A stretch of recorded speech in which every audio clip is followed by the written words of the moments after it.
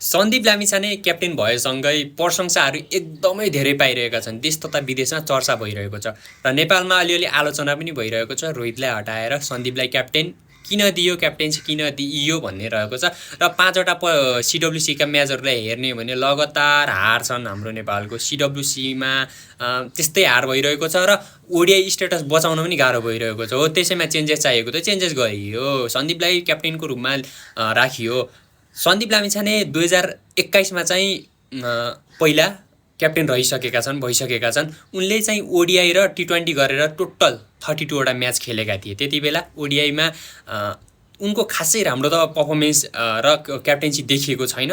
तर चाहिँ ओभरअल हेर्ने भने चाहिँ उनको दुईवटा टी20 र ओडिआईलाई विन पर्सेन्टेजमा राख्ने भनेपछि 50+ नै हुन जान्छ। किन भनेपछि उनले 32वटामा चाहिँ 17वटा म्याच चाहिँ जितेका थिए भनेपछि हार 14वटा जति हार भएको थियो।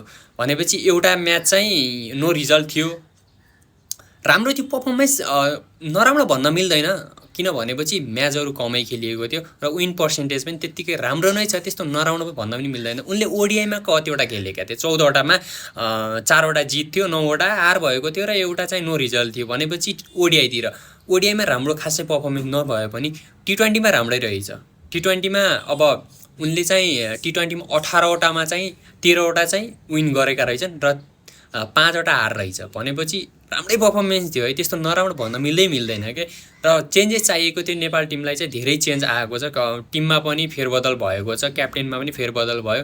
त्यसपछि उनले चाहिँ अब पहिला धेरै त क्याप्टेन्सी गर्न पाएनन्। 2021 डिसेम्बरतिर चाहिँ उनी जोइन भएका थिए क्याप्टेनको रूपमा चाहिँ। त्यसपछि 2022 नोभेम्बरतिर उनी चाहिँ क्याप्टेन्सीको रूपमा चाहिँ त्यहाँबाट विड्र भएर चाहिँ उनको केस चलेर अर्कैतिर मोडिएका थिए भने फाइनली अहिले चाहिँ क्याप्टेनको रूपमा आएका छन्। र जे पनि हुनसक्छ, अब चाहिँ ओडिआई स्ट्याटस बचाउनु पर्ने जरुरी रहेको छ। किन भनेपछि हामीले ओडिआई स्ट्याटस बचाउन जरुरी छ। अब अर्को भिडियोमा चाहिँ मैले रोहितको बारेमा पनि ल्याउनेवाला छु। तपाईँहरूले मलाई फलो गर्न चाहिँ